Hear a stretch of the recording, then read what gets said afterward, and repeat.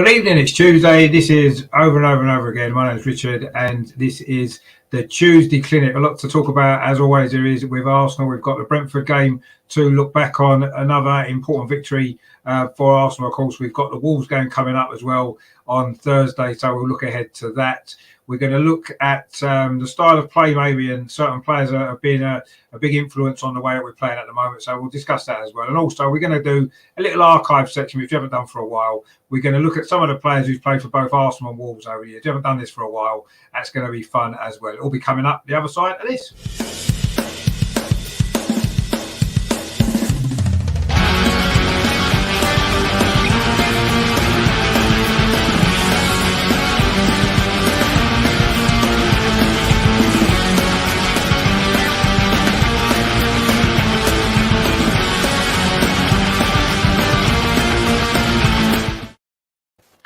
So this is the Tuesday Clinic. We've got a slightly different panel this week. We've got a new face, which we'll come to in a minute. Melvin, welcome back. Are you okay this week? You had a good week? Yeah, well, not a great week at work, but I had a good week of football. Watching them on Saturday was really good. So, yeah, it's not too bad. Thank you. Good to have you back. And Dorsey as well, you okay? A nice selection of shirts again. Nice one you're wearing, and a couple in the background there. Very smart, as always. Yeah, decided to go a bit more modern tonight. Not quite so retro, but yeah, I know we're going to be talking about this guy. Where is he? This guy. So I thought I'd stick him up. But yeah, all good. Thank you, mate. Thanks for having me on again. And obviously, Adam can't be with us tonight, unfortunately, due to sort of personal issues. So, I went with the Arteta and Edu approach. Don't just bring anybody in for the sake of it. Get a quality addition. If you can't find the right quality, then don't bother. So we got the right quality. It's Stan. Pleasure to have you on the channel, mate, for the first time. Thanks, mate. And it's great to be broadcasting here from the People's Republic of Trudeau, formerly known as Canada. So thank you for having me on, and looking forward to chatting with the three of you about the Arsenal. Yeah, just as long as you don't get shut down in the meantime, which I'm sure you won't. So good panel today. So it's good to have Stan on the show finally as well, which is great. So I suppose there's only one place we can really start this week, isn't there? We rewind to the weekend. And a game, we're looking for a bit of revenge, wasn't we, against the Bees?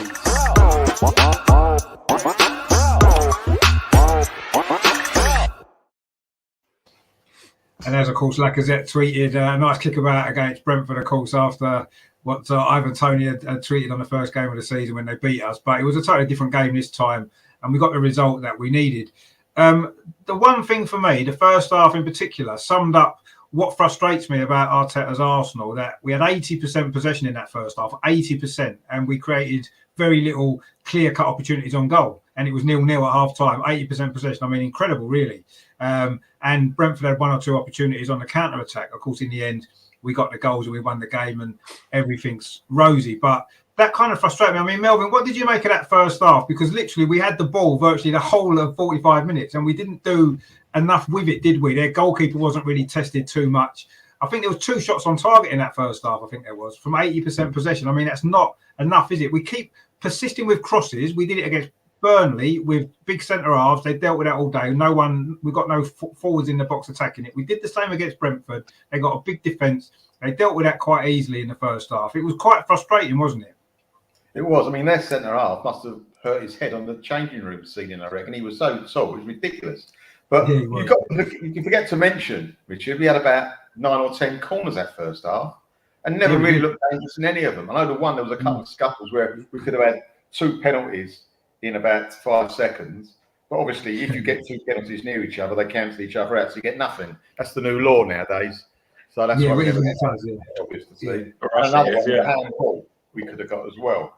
But it was frustrating. Yeah. I think we're not playing with a what's that expression, with a low, a centre forward that doesn't play right up front. What's it called? A deep line centre forward. We're actually, with all due respect, playing with no centre forward, because we're not. He's one of his not better games. Let's put it this way. Be very kind to him. Not only was he not running the channels, he wasn't actually. When he got the ball, he had the final pass to put someone else in, and 3 or 4 times with a simple ball, he failed. But it was frustrating. But you felt that the rest of the team, the midfield, was well on top. And we were nearly there. And it took a bit of genius from two guys that we'll probably talk about later to unlock. The only thing, I mean, if you're going to go to the second half, what frustrated me, we had 10 or 15 minutes when we let them back in the game. And I've got to be quite honest, Brentford first half was probably the worst team I've seen down here this season. They were clueless in Seattle. I mean, they just hit. Sorry about that, mentioning Seattle. But it was like this. They were hitting. We're going to get shut down. You keep on. We're going to get shut down. They were hitting instead of passing it to one of their own, and they had a chance of playing the ball out. They were hitting 50-yard balls out, like they had 8 men or something. They were really, really poor, and really we should have gone in with a bit of luck and a centre forward, 3 or 4 nil up. Second half, we got the 2 goals, and then after that, they had that 10-minute spell when we let them back in.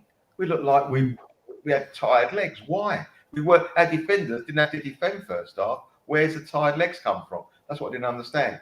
But as I say, we did a couple of moves that were really, really good. Really enjoy. The football was better. We're on the front foot. It wasn't all this sideways, skip, sideways. It wasn't any of that. And it was. If you're just watching a game of football as a game of football, it was a good game to watch. If you're watching a game of football, being an Arsenal supporter and saying we need the 3 points, it was a little bit tense, to be honest with you. Frustrating, not tense. We weren't looking like getting beat, but frustrating. So that's where I came from for that game. But everyone's happy. We could have got a couple of 2 or 3 penalties, which would really make the score right. But if we don't get them, we've got to get goals ourselves. We've got to have more than 2 shots on target. I'm sorry. And we seem to wait for the defender to come to us, allow them to block it. We allow defenders to block all our shots. I don't know why we do that or what's missing, but we just allow it. But anyway, 3 points, move on to Wolves. Yeah, I mean, I think that was the most important thing was winning the game. And if we get a lot more scrappy wins throughout the rest of the season, we're going to end up where we want to be, and we won't have too many complaints. But what I've noticed is, I mean, Dorsey, I know you've been a big supporter of what Arteta's trying to do, probably rightly so in many ways. And I started to see in the last few games this transition in the style that we're playing, a different kind of formation a little bit, the deeper line centre forward, as Melvin said. Ødegaard sort of not really in the number 10 position, is he? He's more over to the right hand side quite a lot, and it's a different kind of formation to when Arteta first came in, and he's transitioned this, hasn't he, over the last. I've noticed it more specifically in the last few games, but it's probably been going on through the season, I suppose. But it's the way we're playing now is a lot different, and I guess it isn't going to automatically click in every game all the time, is it? We've had moments in games. We had moments on Saturday when it clicked, as Melvin said, we look good and we play some nice stuff. And there's other times when it isn't clicking and it's like some of the players aren't really sure exactly where they need to be or what they need to be doing. And it's that little bit of frustration at the moment. But I think finally we're starting to see what the new Arsenal under Arteta is going to be like in the future, with some new signings coming in certain positions. But the way that we're playing, it is very Man City-like, isn't it? I mean, have you noticed that even more so in the last few games? I mean, I noticed it, particularly in the second half against Brentford, really strongly. It looked like a Man City-type performance, actually, without the great players that Man City have got, you know. Yeah. I mean, it was always going to transition into that kind of team play, wasn't it? Where I was having spending that much time under Pep and spending time with those players as well. But yeah, I agree. You've got to have the right players to be able to do that. And we touched on it. We touched on it last week. There's no runners. I didn't watch the full 90-minute game. Obviously, it wasn't on. But I've seen the extended highlights. So there's no runners. You got people like Smith-Rowe and Saka, and as good as they are, they like to pick the ball up out wide. They like to run at people. But and the problem is, if you stick I daren't say it, but if you stick an Aubameyang or someone like that's down the middle that's going to make those runs in behind the defence, then people like Ødegaard and Smith-Rowe are going to find them all day. But that's probably, I mean, you look at the way that City play, and they've done it for years, where they've not really had a proper out-and-out centre forward, have they? I mean, they've not really looked to replace Aguero to a certain degree. And it's, I mean, when it works, it looks great and it comes off. But I think with the position that we're in, like Melvin said, if we need to be creating more chances at the moment to make sure that we pick up as many points as we can. From what I saw, Brentford were really poor in that first half, and on another day, you're probably looking at 3 or 4 goals, and it's those games against the better teams. They're going to come back, and it's going to bite you in the backside, isn't it? Because you're only 1-0 up when maybe you should be 3-0 up, and it's listen, let's not be negative. You know, it's a couple of good games, a couple of good results, and like Melvin said, we move on to Wolves. But yeah, I agree. Now that Arteta's he's got the foundation of his squad, hasn't he? Now, let's face it, what he's got there is what he wants to build from now.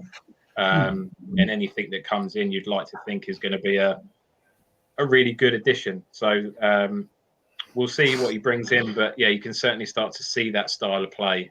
When it works, it looks great. But it's luckily we had the two youngsters again to really get us those 3 points. Them two have been phenomenal this season. So yeah, we'll see what happens in the summer when who he brings in. But we just got to keep grinding out these results one way or another. But touching on what Melvin said about the set pieces, it was frustrating because we spoke about that last week about how dangerous we're starting to look from set pieces now. Yeah, you know, people like Gabriel and these people are causing a real nuisance in the box. But from what I saw, I didn't see all the corners, but from what I saw, we didn't really look very dangerous this week for one reason or another. But let's hope Thursday's different. I mean, I think we had 14 corners in the whole game, actually, 10 of which were in the first half. But as Melvin said, one of their defenders was about 8'4", and it's going to be difficult to create too much against it. I mean, all their three centre halves were big guys, so it was always going to be tricky maybe to work against a team like that. But ultimately, we've got to do better with 14 corners. We've got to create more opportunities from that many set pieces, and we didn't, and that was disappointing. I mean, Stan, what are you kind of making of this transition that we're playing? I mean, I personally think that we've got some creative players in there, Ødegaard in particular, but he's not playing in a position where he can really create the opportunities. But is that because we don't have the forward in front of him that he's going to create the chances for, or is that just a style Arteta wants? Because he seems to be very, very good with the ball at his feet. He can move it quickly, but he's playing in a position that he can't influence the game enough. Do you feel that as well? Yeah, I think that. I know a lot of people have been raving about a lot of things that Lacazette has been given to the team, but there's a lot of things that he hasn't been given to the team. And I think if you look at the goal that Saka scored, it's Thomas Partey that he's coming up with the ball, and I think in a perfect world he slides that ball forward to a forward, right? But Lacazette, if he does get into that position and receives the ball, then he hasn't got nothing left to take the next few steps to get even closer to goal. So he's passing it out wide to Saka and it's coming off. And I think a lot of the time it almost appears that we're playing, sometimes it's like we're playing with 10 men, with the way that Laka plays, almost in a false 8, as I like to call it. And in other games, we're playing with 9 men, because if you've got Laka playing that far deep and you've got Xhaka having one of his nightmare games, sometimes it's like we're playing with 2 men down. And we're still managing to scrape through these results, which is nothing short of miraculous for me. So every time we play now, I've got my fingers crossed, because although we were bossing it in that last game, when we got to the first half and we had no goals, I was thinking, oh no, for as much possession that we've had and some nice football that we've had, the game's about goals and we haven't got none yet. And, if they nick in and get one with a set piece, are our heads going to drop, or are we going to fight back? So I'm beginning to see, I see improvement. There are some games that I've looked at recently where we've gone down to 10 men and you'd think, well, that'd be it. In the old days, it'd be curtains. Gone. Under the end of Wenger's tenure, maybe under Emery's tenure, even at the beginning of Mikel Arteta's tenure. But now we seem to be carving out these wins, and we're winning sometimes a little bit ugly. A couple of 1-0s on the board, but I don't mind that. I don't mind that at all. Well, we've grown up on them, haven't we, Stan? Being Arsenal fans, we've grown up on the 1-0s, haven't we, and stuff like that. So we don't really mind them too much. But I kind of agree with what you said about Lacazette. At the end of the day, you're saying what he's not bringing. What he's not bringing is goals, mainly because he's got 3 goals all season for a centre forward, and he's played a lot of games as well. It's not like he's not played that much. He's been in the team regularly. One penalty. Well, yeah, exactly. Yeah, the goals he scored. So he's just not getting enough goals. And is that though the style that Mikel Arteta wants? Because we've mentioned Manchester City. All their goals come from the wide players, Mahrez and Sterling. They come from midfield, De Bruyne and Gundogan. They don't really come from a centre forward. And is that maybe where Arteta's taking this team? I actually think that in the summer, when we spend some money, hopefully if we're in Europe, in particular Champions League, that I'm not sure if he'll buy a centre forward. I think he might buy some more goal-scoring midfield players in the Gundogan, De Bruyne kind of mould, as opposed to a centre forward, which is strange because we're firing in crosses right, left and centre. which we're still continuing to do when we've got no one who's in the box to finish them off, which I can't understand. It seems a little bit confused to me. I'm a little bit confused sometimes watching the way that we're playing when, we're putting some good balls in, actually. Cedric put in some great crosses, I thought, against Brentford at times. Kieran Tierney as well, he can put some good balls in. But there's no point crossing the ball when our centre forward is on the halfway line in the centre circle still, because he can't get up the pitch quick enough because he's just dropped in to link the play up. And we don't, the midfield players that we've got, the wide players do make them runs, but they're not attacking, they're not dangerous in the air, are they? Smith-Rowe and Saka aren't going to head in 5 goals each a season, are they? They're just not that sort of player. So I'm a little bit confused at the moment as where he's going to transition this to. I can see the transition happening, but where's the next stage? Is it going to be with a centre forward as a focal point of the attack? I know we were rumoured to be interested in Vlahovic, who's kind of that kind of player, but would he suit the style that we're playing? Or is he going to go more down the Man City route and just flood it with attacking midfield players and just getting goals like that? I mean, Melvin, how can you see this playing out? Because obviously, I think this summer we're going to see that, aren't we, by the sort of players that we bring in, assuming that we do bring in some players, which we need to. How do you see it going? How do you think Mikel Arteta is going to play it next season? Well, if he wants to play an attacking player that's not necessarily a centre forward up front, he's got a man-made one, him and Martinelli. He could flit around anywhere. He could be anywhere you want, Martinelli. He can be left, right. I'm talking about during the game. I'm not talking about just stick him on the right for the rest of the game. He can float. He'll be a perfect deep line centre forward, because even if he is deep, within 2 or 3 seconds, he's in the box and he's made a run for the others. And I would have him every day. You don't want him with his back to goal, getting buttered for the centre half. And also, I know he's not very tall, but he's great in the air. You've seen that before, so I would have him every day of the week. If he's thinking of getting more midfielders, then I would definitely get Martinelli the position up front, because I think he'd be terrific there. He's mobile, he gets stuck in. He's got everything that you need to do, and he worries defenders. You've got these 6'8" centre forwards. Centre half. They ain't going to be happy playing against him on the deck, are they? Especially if he's in the middle and they can't afford to foul him. If we get penalties, that is. But I think the style of play, you cannot think, Richard, that Arteta's happy with a centre forward that doesn't score goals. I'm sorry. We've got so many midfielders that can do it. Why do we need another one to help him out? We don't. And sometimes he does get in the way. Saturday's a prime example where he got the ball and he messed up the move about 3 or 4 times. I even heard the commentator say it when I listened to it back today.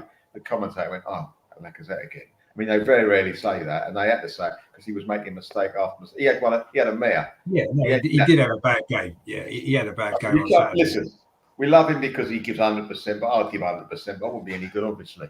But he does give 100%. All right, and you think he's got a bit of Arsenal in him, DNA in him. You've got to admit that. But at the end of the day, you want people to score goals. Against Burnley, the one he missed against Burnley was a schoolboy error, wasn't it? Really, centre forward. As well. That one against Wolves as well. The Wolves one. Yeah, but it wasn't as important as the Burnley one, Richard. No, but it was still a big miss that a centre forward should score. Yeah. A top line centre forward would score that, and he should. And he's classed as one, and he should score it. No, listen. Do we need sometimes to play with 2 up front against certain teams? We've got the players to do it. Should we do that sometimes? It is difficult because I think, Stan says, sometimes the way, if he's not having a good game, Lacazette, we are playing with 10 men. And when we take him off and bring in Eddie on, we're playing with 8.5 men in my opinion. You know what I mean? That's why I feel it goes, if that's possible, that's what I feel anyway. So, yes, I mean, that is very important for us. And you talk about the summer, again and again and again, we haven't got a defensive midfielder to just give our defence a bit of a break. Because when they were coming at us, Brentford, and they're not great, believe me, we look susceptible. If we had a great midfielder there, banging in, getting those tackles in before they get to our defence, it makes a big, big difference. And that is so important. So if we could only buy one player, that's where I would buy a player, defensive midfielder. That is so important for us, and give Martinelli a chance up front. And that's, I think, where we can go. Yeah, I mean, possibly. I mean, Dorsey, what is kind of... at the moment, I'm kind of feeling that the players are a little bit too rigid in the way that we're playing. It's like Martinelli is stuck out on the left wing when he plays, and I'm not saying he's not doing well there because he's been playing well there, but as Melvin said, he's more interchangeable, isn't he? He can play through the middle, he can try and get on the end of crosses and stuff like that, and he's stuck out on the wing. You've got Ødegaard, who I think is playing on this kind of, it's a strange position really in a way. He's sort of over on the right hand side quite a lot. He's not getting in. It's almost as though Arteta wants players to stick to their certain rigid positions rather than actually letting them, getting the best out of them for the benefit of the team in general, because I feel some of them are restricted in what they're able to do, and it seems to be restricted by the tactics that we're playing, which is working to a certain degree because we're picking up decent results, we're in a good position in the league. But are some of these players, are we getting the most out of some of these sort of quality players that we do have? Do you feel that we are? Probably not. But when you look at the rumours and the players that we were looking at in January, the names of Calvert-Lewin and Vlahovic, and there was a couple of others that were thrown about. I mean, they're proper centre forwards, aren't they? They're not really any kind of attacking midfielders as such. They're proper out and out centre forwards. So I think if those rumours, obviously we were after Vlahovic, then you would like to think that probably that's what he wants. That's what he wants is a proper out and out centre forward. I think we need one. I think people forget about Martinelli, and I think Melvin's got a great point. When you look at I forget who it was against, but the goal he scored a few weeks back when he made that run, and it was very Henry-like, wasn't it? The goal, the way, yeah, that was it, yeah. And it was very Henry-like the way he's curled it round into the corner. And he makes those runs that I think we're lacking. Now, I don't know whether the likes of Smith-Rowe and Ødegaard are a little bit rigid because we don't have that movement up front, and maybe that's the concern, is that if it breaks down, we need players in the right position to maybe try and win the ball back, possibly. But I would definitely like to see people like Smith-Rowe and Ødegaard in particular be a bit more free flowing and just let him roam the pitch a little bit and pick up little pockets of space here and there, because I think he's been brilliant the last couple of games. Ødegaard, you can really see what he's bringing to the team. However, we're going to need bigger numbers from him in terms of assists and getting goals. And I don't necessarily think he's a similar player to Alexander Hleb, but I remember people used to rave about Hleb. But when you looked at his stats at the end of the season, he'd have like a couple of assists and maybe 3 goals, but he looked good on the ball. He picked up those pockets of space. He linked up the ball well. And yeah, go on, Mel. So I was just to say, when you talk about Ødegaard, if you notice his game, he basically, any balls that go forward outside the box are wide because he's got nowhere in the middle to give it to. None of his, every single one is like, he does a lovely, someone's overlapping, he'll give it. He does it well, fantastic. And I'm thinking, is he good enough to give that ball inside where we need it? Or is it just he's got no one to give it to? I can't make up my mind. It's probably the latter. He's got no one to give it to. I think he's good enough. I think he's good enough. I think he's more than good enough, and I think he's only going to get better. He's clearly happy in the team. He's. Obviously, people are talking about him being the next captain. It looks like it'll be between him and Tierney by all accounts from what I've read over the last few days. So, I think he's more than good enough, and I agree, Melv. I think it's probably more the latter, that we just haven't got that movement up front. Both Saka and Smith-Rowe, and they both sit out wide. They both drop. They pick the ball up, and then they like to run at people and try and create space by driving into the box, which is fine. But just going on Stan's point earlier, I really like Lacazette, and I like what he's trying to do. He's trying to lead as the captain, if that's what he's obviously the captain at the moment, and he's trying to work hard. He's trying to make things happen. He's trying to win the ball back. He's doing everything but what we're paying him to do, and that's the frustrating thing, is you can't have a go at him really, because you can see the effort and the commitment that he's trying to bring to the team, and he's brilliant around the young kids by all accounts. But we need him to score goals, and that's the problem. And it's hard to be frustrated with Lacazette, because I can see what he's trying to do, but the bottom line is he is our best centre forward, whether we like it or not, and he's our best option in terms of trying to get goals. And listen, we can share the goals out. You look at the Invincibles team, you'd have Pires would get 15, Lundberg would get 15, Bergkamp would get 15, Omri would get 30. The goals came, they were split around, and I think hopefully hopefully once we do get a centre forward, then I mean, you would like to think that people like Smith-Rowe and Saka are going to get 10 to 15 goals year in, year out, if not maybe more. But we need a centre forward that's going to get 20 goals a season, because without that, I think we're going to, certainly in bigger games, we're going to struggle a little bit. So, just have to see what he does in the summer, I think, see what he brings in. Looks like Rich is falling asleep. I wasn't that boring, was I? Is he frozen? He's frozen, yeah. Frozen, the weather wasn't too bad today as well. I don't know why it's frozen. So,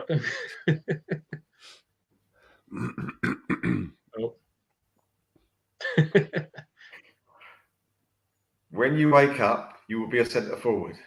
Yeah, 25 goals a season. It's funny though, like when I hear you guys or any Arsenal fan of late describing Lacazette, I'm hearing Emil Heskey. It sounds like they're talking about the same person, right? Yeah. And I remember when Emil Heskey used to play at Liverpool, he was lauded for everything that he was doing for the team, working hard, but he wasn't putting the ball in the back of the net frequently. Yeah. And I always thought to myself, I don't want a person like that leading the line for Arsenal, you know? Yeah. And I think as well that perhaps with Lacazette, it almost sounds like when I hear people talk about him, that they're talking about a striking El Neni, if that makes any sense. And there's a lot of similarities about them, because I'm a big fan of El Neni, and I would like him to stay at Arsenal because he knows his place. And the thing with a player like El Neni is, and Lacazette, if they're only say 75% or have the skill levels of your best player in those positions, whether it's a midfield, at least you know with El Neni that when he does go on the pitch, he will give you all of the 75%. Yeah. He won't leave anything behind. Whereas a player like, and I hate to mention his name, an Ozil kind of a player who, you know, is sort of like 15 to 20%, you know, better than that player, they go on the pinch and they give you hardly anything. Yeah. Do you know what I mean? Yeah, no, exactly what you mean. I'm the same as you, actually. I really like El Neni, and I'd love to see him stay on. Richard's come back. He's like, El Neni? What's happening? I thought it was the Canadian internet had gone funny, but it was actually mine. So anyway, Trudeau pushing his buttons. I thought I was boring you, mate. It must have been. No, I was wondering what was happening. It suddenly went all blank, and then the internet just decided it didn't want to play football anymore. So that was that. But anyway, you know, we got through that. I hope you enjoyed your little conversation, which I missed out on, but I'll catch up on it later on, I'm sure. And you seem to have got around to El Neni, which was quite interesting. Anyway, well, I'll tell you what I was saying, Rich. I was saying that I was saying to the boys here that when I hear people talking about Lacazette, you know, whether it's here or on social media, what I hear is Emil Heskey. It reminds me of exactly what I used to hear. No, I can see that. Back in the day. And back then, I used to think to myself, but I don't want that from my centre forward. He does this for the team. He works hard. He's running. He's da. I'm like, but I want a centre forward that bangs him in. I want at least 20 goals a season for my centre forward. And then I was also mentioning that the reason that El Neni came into the subject was that, you know, when I hear people talk about Lacazette, it's like they're describing an El Neni that plays up top. Because El Neni, for me, is a player that I would love to re-sign. He knows his place. And I was just saying that if he's 75% of the skill level of the best player in that same position, what I like about El Neni and Lacazette, you get all of that 75% when they play. They never leave anything back. Whereas some of the players that we've had, Aubameyang, Ozil, they're the better skilled players in those positions, but you never get the full percentage. Yeah. No, I agree, actually. I mean, and I think El Neni is a model professional, isn't he, in many ways? He does his job. He doesn't complain when he's not in the team. And when he's picked, he gives everything, like you said. And he's not the greatest footballer in the world. We know that. But ultimately, you need players like that in a squad, don't you? Because you need players who can come in and do a job and aren't going to let you down. And that's what we've got with him. And maybe Lacazette's on a similar kind of level, isn't he? That's what he does. He never lets us down. He gives everything. But he just maybe lacks what we actually need from him, which is goals, as we've said. And that's the one thing that we do lack. It's funny you mentioned that, though, Stan, about, you know, you want a centre forward who you don't care what he does as long as he's scoring 25, 30 goals a season. We had one, and we've just sold him to Barcelona, or let him go to Barcelona. And he was that sort of player. He didn't offer a lot for the team a lot, but he would get the goals, wouldn't he? But you need a player that, if they can do that, they can't just get in a strop and decide to switch it off. which is, I think, is a little bit of what Aubameyang done. You know, he basically decided that he weren't gonna play football for Arsenal anymore. For some reason, he's going over at Barcelona. He's scoring hat tricks. Good for him. Well done. But I'm more concerned about who's scoring the hat tricks up front for us at the moment. And what you were saying a few moments ago about the Man City style of play, I mean, it scares the life out of me. We kind of had an experiment with it once, didn't we? With the Villarreal semi-final, where we played ESR as that kind of false nine. And I really hope that, because Pep is considered the god of football management at the moment, that other teams don't look at this and think, well, maybe we don't need a striker. Maybe strikers are defunct and we can just play midfielders in that position. And I really hope that is a style of play that doesn't permeate through the league and catch on. Yeah. Because I'm not, as good as Pep is, I'm not having it that there's no place in the football game for strikers. It's ridiculous. You know? I personally, and I think it was Melvin that touched on it a few moments ago, there are still a lot of teams out there that get a lot of joy by playing two strikers. Yeah. You know, and like and I know football's not real football, but every year I play FIFA, my team's always set up with two up front. I like to have two strikers in my team. You know, two strikers, more goals. That should be the way it works. I mean, it's funny, isn't it? Because in the transfer window, you know, you've got Newcastle, for example, bought Chris Wood, an out-and-out centre forward. Burnley replaced him with another out-and-out centre forward at Weghorst. And, you know, those players have been moving this summer, those sort of players. We're playing with the crosses into the box. We could, you know, even on a short-term basis, just between now and the end of the season, to get us 10 goals, 5, 8 goals, would have maybe been a good idea to bought somebody like that, wouldn't it? Who can get on the end of crosses, would have scored a few more goals already in the 3 or 4 games that we've played since the window shut. I think just by having someone in there, and say some of these centre forwards wouldn't have cost a lot of money. They would have done a job short term until the summer when we can get the one that we really want. And I don't see why we didn't maybe try and do that. But anyway, I guess we didn't. The reason being, Richard, before you finish, the reason we didn't do it, I believe, is that the mindset of Arsenal now is youngsters. We saw that the last transfer window. It seems to be. Switch. I believe they should have switched for one. I don't mind if they buy 6 youngs. If they get one guy for a special thing for 6 months, I'm happy with that. But I think their mindset is no young, long contract, sell on, and we wouldn't have had that for a 6 month contract. That's what I think is the plan, unfortunately. And we've had a few comments coming in. We've got Bits going to 81. Even they're doing it. Neil as well. Evening all. Hope you're all well. Yeah, we're not doing too bad. Shane as well. Hope you're well. We are indeed. Bits going to 81 says, yeah, watching Renato and David now for Lille, but these two are low. Well, David was one we was meant to have been kind of touting about, wasn't we? So I don't know what's happened there. He says also, well, Kleb was flashy. We talked about Kleb before. He was very clever with the ball. And then he's only there because we need bodies. I mean, Lacazette. Neil, obviously, when I disappeared, I was in shock. I was in shock that I didn't have any internet, actually. But anyway, and Beat's going to make one says Lacazette has all the makings of a holding midfielder. Well, he's certainly playing in that role, isn't he? Basically, sometimes he pops up there where he shouldn't be. And Shane says, Lacazette is like the NHS. If you clap for the hard work, but it's not working, that's a pretty good comment. That's certainly comment of the night so far. Definitely, it's probably comment of the year, actually. That's a great comment, actually. He's definitely right.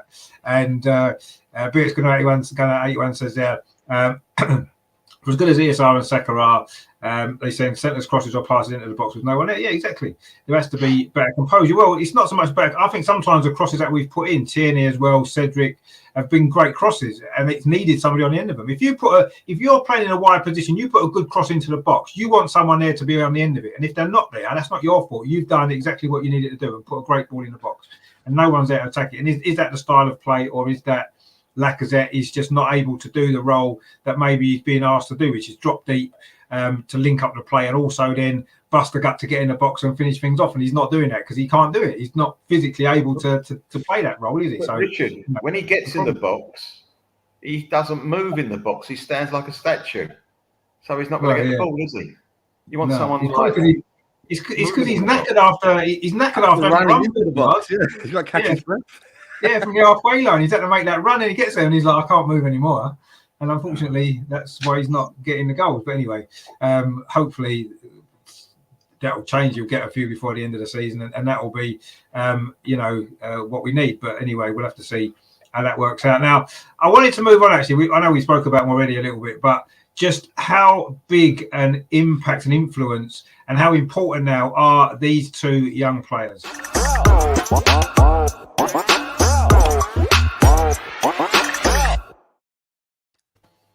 I mean, when you got Gary Lineker singing their song on Match of the Day on Saturday, I think that just proves exactly how these two are, what impact they're having this season. But are they having too much influence? Both very, very young players, as we know, 20, 21 years old, and they've carried us through so many games. They did it again on Saturday. That's what it took to score, didn't it? We wasn't going to score without those two individual moments of brilliance, those two great goals that they scored. And it's great to see it, though, Hale End boys coming through, performing at the top level, being fantastic. But ultimately, it worries me a little bit how reliant we are on them. And does that worry you, Melvin? Do you think that maybe now it's got to the point where going forward now, we've got to just build around them? Or are you kind of worried that if we don't build around them, are we going to be able to keep them in 2 or 3 years? Liverpool already sniffing around. Man City are going to be sniffing around. I mean, it's great to watch them play, and I love them both. But it's kind of worrying me a little bit where we're going to go with it, because they can't do it on their own constantly, can they? They're too young. We're putting too much responsibility on their shoulders already, aren't we? Well, first of all, the pair of them, but more Smith-Rowe, in my opinion, save Arteta's job. Because what he did last year, yeah. He wouldn't be in a job now, Arteta, without Smith-Rowe. And they're both very, very good, obviously. But what Smith-Rowe does, he makes us play differently. He makes us, instead of the sideways football, he gets the ball, he's looking to go forward every single time. Where someone else will be looking over their shot, come back. Dude, he's never done that. He only gives it back if he has to. Other than that, he's forward, and he keeps us on the front foot. And you're right when you say, no, can we keep them? I don't think we can. You know, if we're not successful in the next 3 or 4 years, if we don't get to Europe the next 3 or 4 years, no excuses. Those two will be looking elsewhere. They'll still be very young, and footballers want to earn money. They'll earn money wherever they go. If they stay at Arsenal, they'll earn a fortune. They go to Manchester, wherever they go, they'll earn a fortune. But they want to win things as well. And if they're seeing their mates in the England squad showing them the medals, they want some of that. As a footballer, you'll want some of that. So that's the only worry. It's not a money situation, in my opinion. No. Winning stuff. And I think that we're at a precipice now. What do? We've either got to back the team. I'm not saying the owner doesn't spend money, he spends a fortune. That's another story. But if we don't buy the right type of players for this team to improve the team and take the pressure off these players, because everyone's looking for them to score goals. I mean, I gave them... someone asked me what I thought the score would be on a pod, and I go, 2-0, Saka and Smith-Rowe. I wasn't being clever, but who else is going to score the goal? Right? Yeah, exactly. Exactly. Like, you know, put a pin in it. It was like, well, you can't bet anyone else, right? Yeah, I'm betting the favourite. So it's those that we want we want a centre forward, Richard, because we want to take the pressure off them. We actually do want to do that. We want we want a defensive midfielder, so we don't have to worry about defending so much. So then the other so like Partey, for example, can afford to go forward to give them help on both sides, right? So those two positions are so important. If we don't address that, I think they could be looking in a couple of years' time, because they go, well, hold on a minute, because we've had Arsenal players before, fantastic players, not always left us some money. Yeah, the teams have gone to have given them more money. That's the way football works.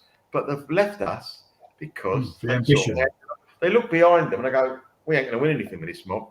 I want to win stuff. And they've left the club. We don't like it, but that's life and that's football. And the management stroke club had to take responsibility for that. I know we don't like to say that, because that's the player's fault. Who does he think he is? He's a footballer, a human being who wants to win stuff. So you can't always blame them. Very few footballers I blame for leaving the Arsenal to go on to better things. I don't like it, but I can understand it. So, but that shouldn't be the case, Melvin, should it? We're Arsenal. We should be able to offer these players the success and everything that they want in their career, shouldn't we? We used to be able to, and that's where we are in English football. And now you're right. We can't offer that at the moment, and we haven't done for quite a while, really. But you've said it yourself. If we're relying on 2 youngsters, that's not right. It's not natural. No other clubs do that. Why should we be? Like, we can't afford to do it, because one thing will happen: either they get fed up, or worse than that, they will get drawn down to the rest of the team. And we don't want that either. So we've got to do it now. From now on, we've got to, from this summer, we've got to, as I say, address where we're not right, perhaps buy one or two, like another, say, right back. I'm not Cedric's done all right, actually, but other positions as covers here and there. But if we don't get those two done, no excuses. We've got to take the pressure off these two kids. It's not right. It's not right. No, it isn't. And, it worries me also as well. They're having to play. I know Smith-Rowe's been out of the team for a while. He got his first start of the weekend because of Martinelli's suspension. But they're playing a lot of games, especially Saka in particular. He plays every single game, doesn't he? And he's only 20 years old. And he's already played, over 100-odd games, isn't he, already? And, that's a worry as well. I mean, Dorsey, they seem to be, this season, the two of them, Saka and Smith-Rowe, have scored I think about a quarter of our goals between them, those two, all competitions. They're almost becoming, to a lesser extent, but they're almost becoming our Sterling and Mahrez, aren't they? The two wide players getting all the goals, and which is great, and it's great for them. But is this sustainable with those two, with the age that they are? I know they're going to get better and improve, but as Melvin's touched on there, we've mentioned before, are they going to stick around at Arsenal if we're not competing with the likes of Liverpool and with the likes of Man City and even Chelsea and, Man United and all these other clubs? If we're not challenging for honours, they deserve to be winning trophies in their career, don't they, those two? Just what talent they are. Yeah, of course we they want do. To get Arsenal, obviously. Yeah. I wouldn't, I'm not going to get too sucked into thinking about this at the moment. I think they're both well aware that we're in a transition. They're both well aware that, and that they'll have a better idea of what we're trying to do in terms of the transfer window. Listen, in 6 months' time, you would like to think that our squad's going to look, hopefully, very different. Be a couple more outgoings, I reckon, and hopefully quite a few incomings and some big incomings as well. So I think, listen, you're right. Of course you are. They're both unbelievable footballers that at some point in their career are probably going to want to. They're going to want to win trophies. Of course they are, and players of that ilk, they deserve to win trophies as well. I would like to think that because of their background and because of what Arsenal have done for them as well, they're both really, really humble kids, aren't they? They both love the club. So you'd like to think that you might get a little bit more patience from them, but at some point they're obviously going to draw a line and they're going to want to win trophies. So all I can hope is that the club have got a real clear picture in their mind as to what they want to bring in, what they want to do. I think they have because of the way they've been. Let's face it, they've been ruthless in terms of letting players go, just ripping up contracts, just getting people off the wage bill to give them a clean slate in the summer to say, right, this is my foundation, this is what I want to bring in. So, yeah, I mean, it's obviously something we need to be mindful of, and they do need support. Of course, they do. They need help. They can't do it on their own. I wouldn't want to restrict them from doing it. If they want to go and score 15 goals a season each. But I think what I've seen, especially this season, is they're pushing each other, aren't they? They're both looking at numbers, and I think that can only be a good thing because between them, they're only gonna make themselves better. Just touching on Smith-Rowe, I saw quite an interesting stat earlier. I've got it in front of me here. I don't know whether you boys saw this, but he's only scored one more Premier League goal with his right foot than his weaker left. So he's got 6 goals with his right foot, 5 with his left. Nice. And across the under-21s and 23s and Huddersfield, he scored 13 with his right and 12 with his left. Nice. That's phenomenal. I didn't know that. I saw it earlier, and I just thought that was an incredible stat to think that someone's that good. I mean, not that I'm putting him in the same category as Santi Cazorla, but in terms of goals and being both-footed, I mean, that's incredible. So, but yeah, listen, going back to the question, it's we need to support them. I would never want to restrict them from doing what they're doing because what they're doing is way beyond the years that they shouldn't be doing what they're doing yet. It should be a couple of years before they're doing this, but it can only be a good thing for the club that they are. But they're the future of our team, and we need to build around them and support them and bring people up to their level and not, like Melvin said, have the players in them that are going to bring them down to the rest of the team's level. So we just got to sit back, hope for the best for the next couple of months, see where we end up. We can't do anything about it now. The squad we've got is the squad we've got,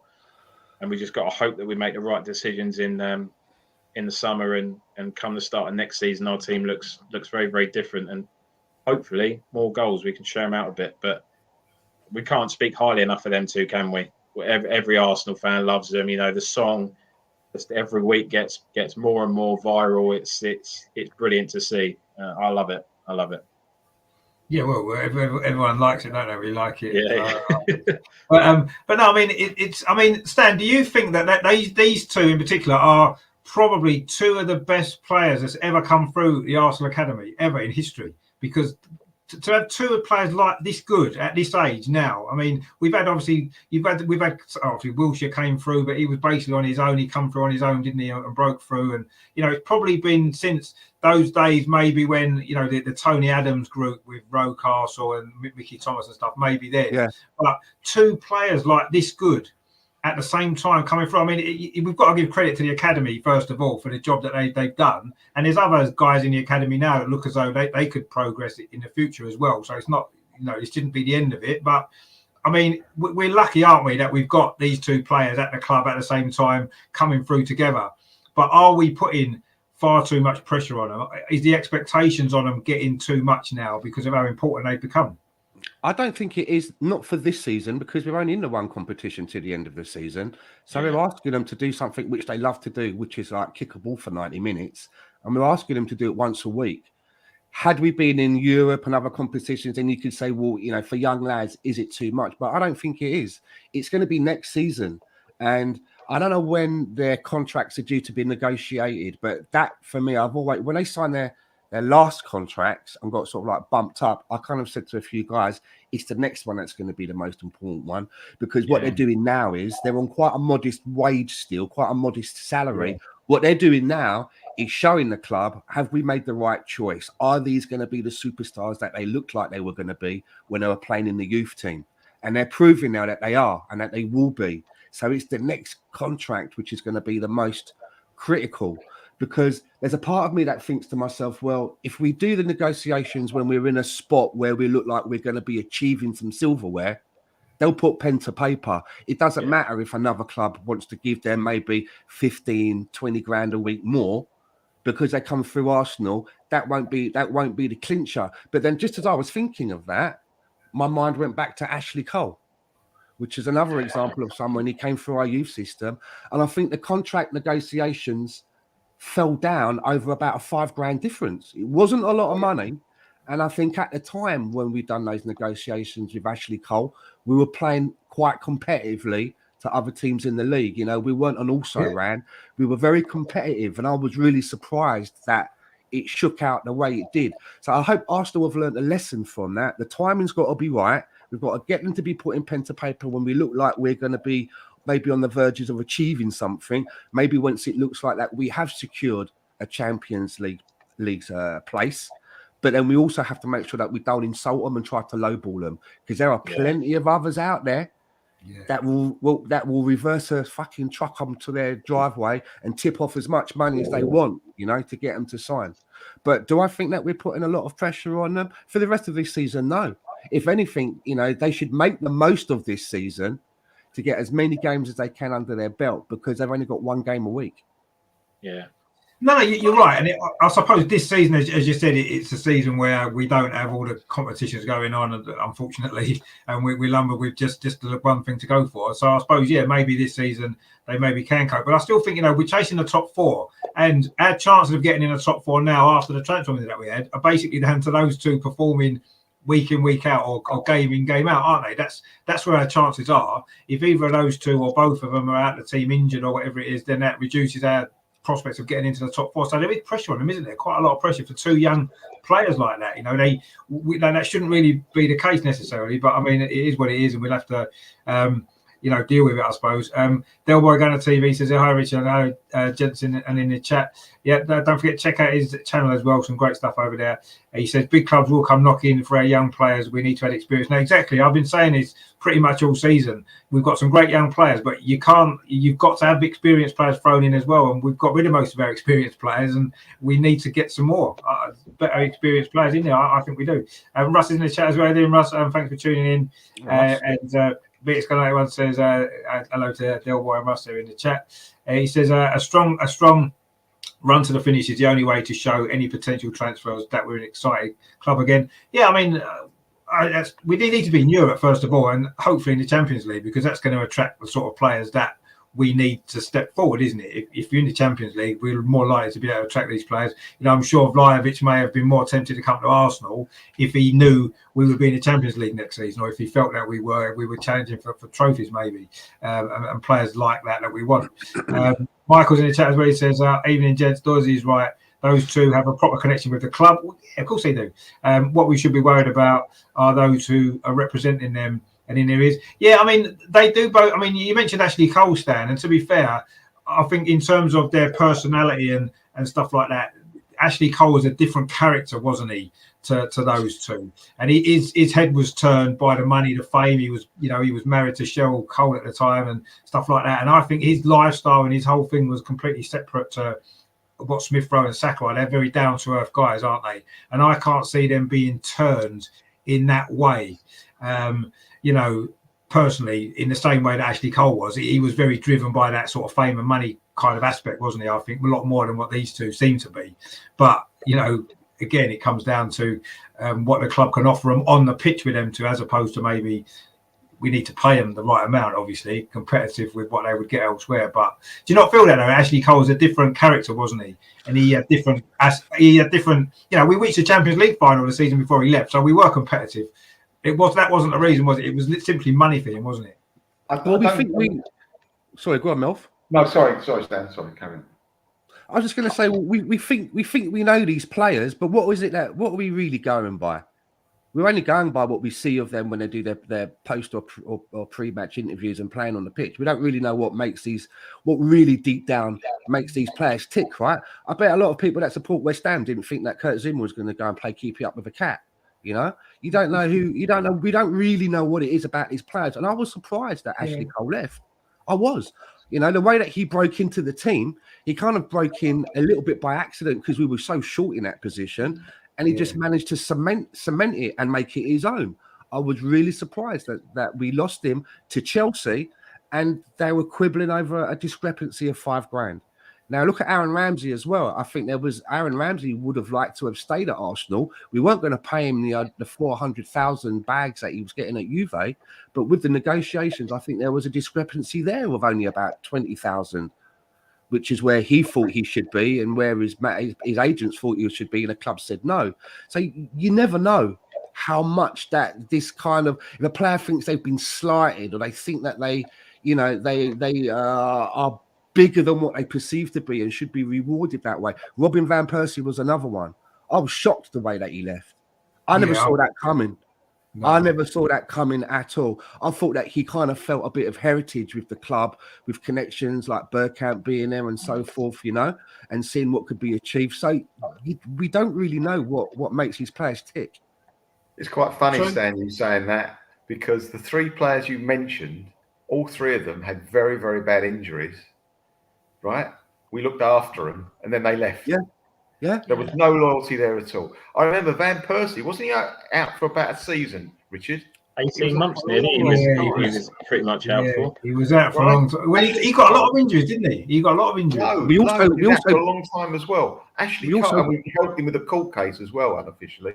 But Ashley Cole as well, he was injured the whole season. We had Flamini playing left back in the European Championship, and we put him in the final. He had no right to get into that final. Right, no. And we actually, I think we trained him all season, got him fit for England as well. Again, no loyalty. Who's the other one you said? Van Persie. Ashley Cole, Van Persie. Who was the other one? There was another one that I said, wasn't there? Also injured. Who was it? Can't remember who it was now. Ramsey. Aaron Ramsey. Aaron Ramsey. To go 100%, he was injured for a long, long time, right? And he's talking about, right, and we looked after him, we got him back to fitness. No, he did a lot of hard work to get fit, Ramsey, but we helped him a long way as well. He's talking about 20 grand. If you want to play for the Arsenal, we're not like taking money off of him every week. If you want to play for the Arsenal, we were going to give him a rise anyway, you know what I mean? Play for the Arsenal if you really mean it. And all this crying about, well, I'm sorry, it shouldn't have really happened. I didn't really want to. You had a chance to stand. We didn't take the floor away from you. You had every chance. Offer was there. Take it or leave it. You can't change your rules afterwards, right? And if 20 grand was your master, so be it. Live with it. But remember what we did for you. No, I mean, you're 100% right. And yeah, I mean, that's a good point actually that Stan made there about we don't ultimately know what makes these players tick, do we? You know, we see Saka and Smith-Rowe, and they clearly appear to love the club. They clearly appear to get Arsenal. They've come through the academy. They understand what it means. You know, Saka went to the same school as Paul Merson and all kinds of stuff like this. And they get it. They definitely get it. And, you know, we see that. And maybe we want to believe that because we want to believe that they'd never leave Arsenal and they were another Tony Adams kind of situation where they'll just sign a contract without looking at it like he used to do. But ultimately, yeah, it stands right. We don't know what makes these guys tick. We don't know what their agents are saying to them in their ear, do we? We don't know that, as was mentioned in the comments as well. And I suppose ultimately, players, if they've got any ambition in their life, in their career, want to be at the top of their game, don't they? They want to be playing for the clubs that's winning trophies or challenging for trophies. They want to be playing for their country on a regular basis and all those kind of things. And if we can offer all of those things, I don't see any reason why they'd leave. You know, I don't think they're going to fight over 5 grand or 20 grand or whatever it might be. Maybe I'm wrong. We don't know, but I don't feel that they would. If we can offer them what they need on the pitch, I think there's no reason that they'd want to leave because they're settled, they're happy, they understand the club, they've come through the academy. So, but ultimately, we won't know that, will we, until it comes down to a standstill when they get offered their new deals. Are they going to sign them because they see that the club's moving in the direction that they want it to be moving in? And hopefully that'll be the case. And we've got a few more people joining us. Terry there says, evening Richard, Magic, Melvin, Dorsey, Stan, and all in the chat. Yep. How you doing? And this is a nice comment from Gooner Joe. He says, what better to watch on my birthday than Mr. Butler? Well, thank you very much, Joe. I'm glad. Happy birthday. Happy birthday, mate. Joe, the cake's in the post, mate. Cake's in the post. I'm sure you could be finding better things to do, but I'm glad. It's just a quick one, just finishing up on that bit. There was a couple of comments. So the first one is, how many players have left Arsenal and have regretted it? How many players have come back and said, I wish I'd stayed at Arsenal? Kleb, we mentioned it earlier. He's come out numerous times and said he wished he'd never left. Yeah, you know, there's one there as well on the screen that Joe's put. Alexis. I mean, that guy. Honestly, the numbers that he was throwing in. I mean, he could have been an absolute legend if he'd have stuck around for a few more years. And you'd probably say that we wouldn't be out the Champions League had we kept hold of him.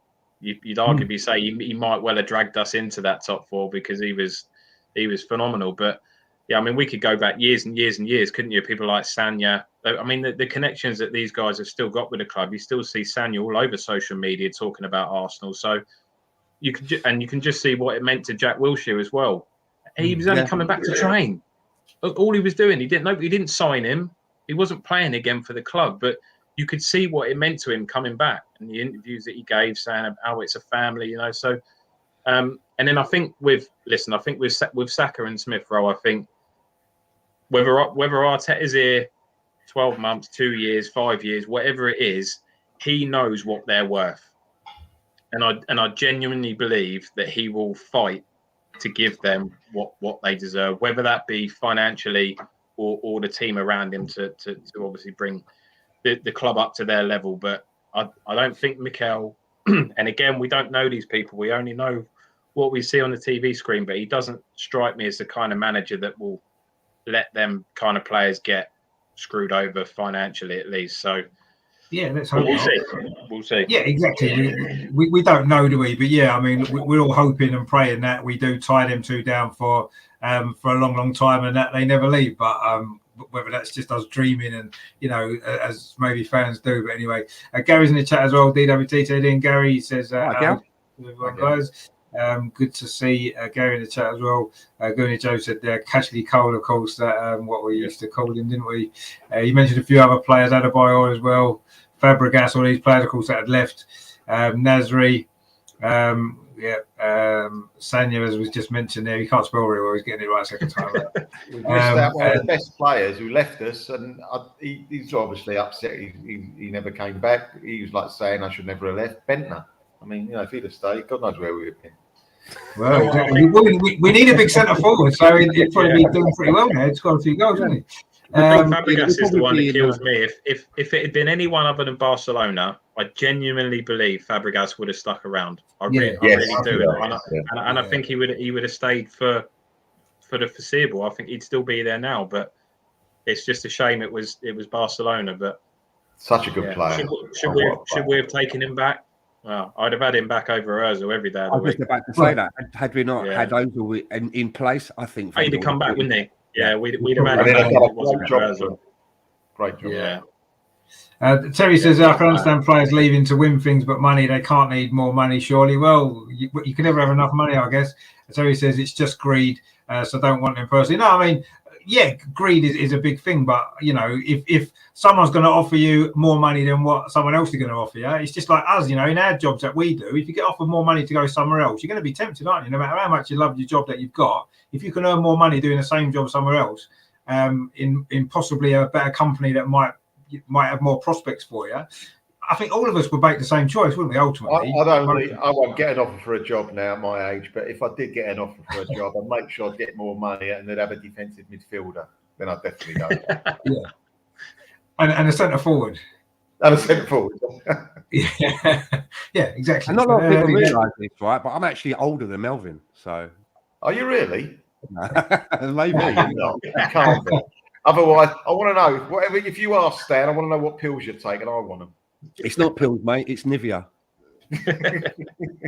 Other face creams are available, but if Nivea want to sponsor the channel, that's right. You're welcome to. But yeah, that's Nivea's right. Tom in the chat doing. Tommy says, "Our do boys a bit late to the party." Well, you're always a bit late, Tom, but that's fine. You're busy. You're a busy man. It's fine. We'll let you on. That is perfectly fine. Obviously, we've got a game against Wolves coming up. I want to look at that, but actually, what we want to do is maybe have a little bit of fun with some of the players that's played for both Arsenal and Wolves over the years. Of course, because Stan's the oldest one here, he'll know every single one of them. We'd probably see most of them play, so you can maybe get a few. Think of a couple.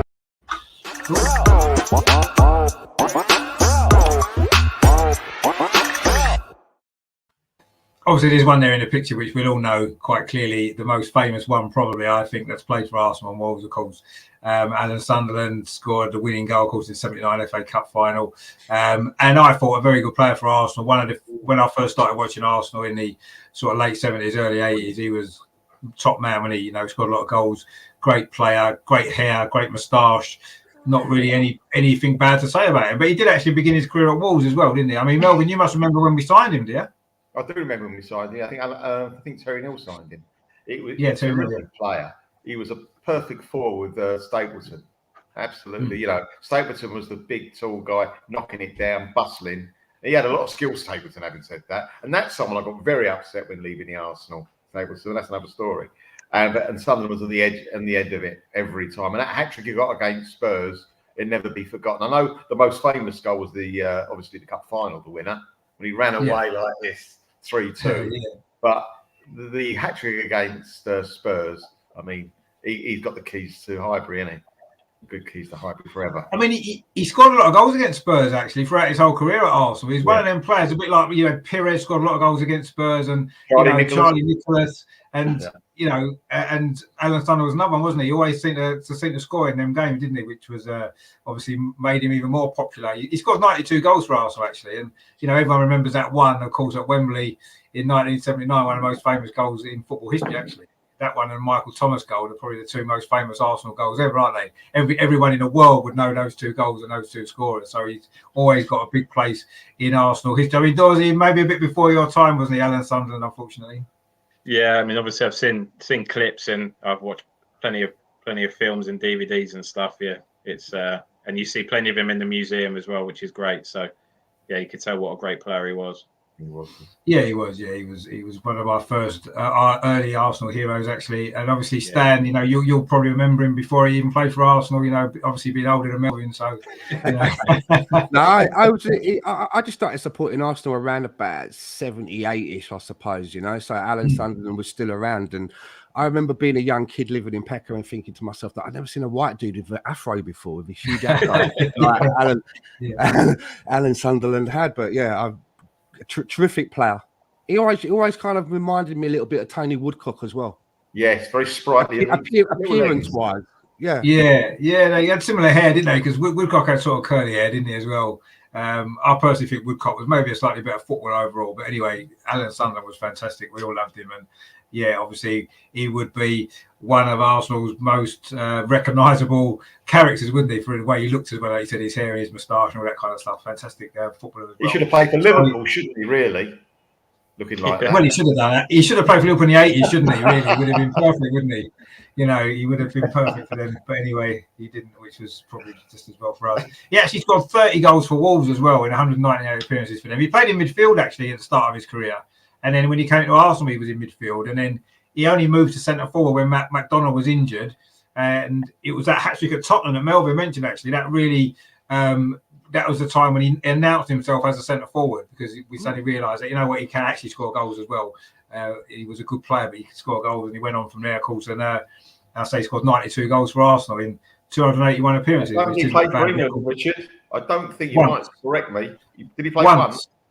Yeah, once in a friendly against Australia, 1980, I think it was. Does that count? But yeah, he should have played a lot more for England. But a lot of Arsenal players, we say that about, don't we? They didn't get the international recognition that they should have done. And obviously, Alan Sunderland definitely deserved more than one England cap.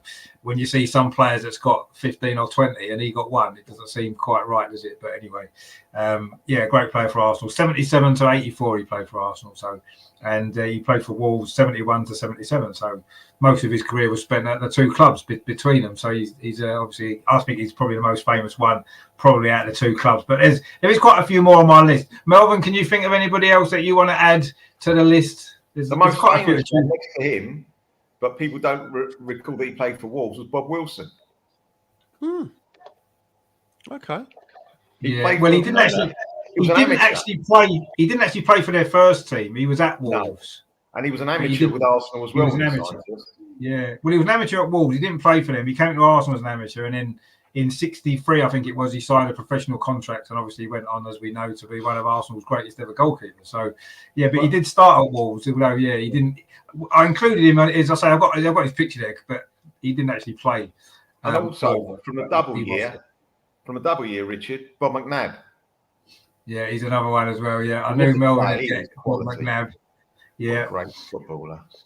He was the other way round to Alan Sunderland. He was at Arsenal first and then Wolves. He went to Wolves after, didn't he? Yeah. He left Arsenal in 75 and went to Wolves. Yeah, we got him from Huddersfield, yeah. He played 365 games for Arsenal, Bob McNabb, you know, as left back. Brilliant player. What years between was that? What period of time did he play? We bought him in 66, we bought him, didn't we? Yeah, 66, yeah. And he left in 75, so pretty much that whole kind of double era under Bertie Mee. I've got a story about Bob McNabb. I'll probably bore you with it. I've bored you with it before. But we bought Colin Addison.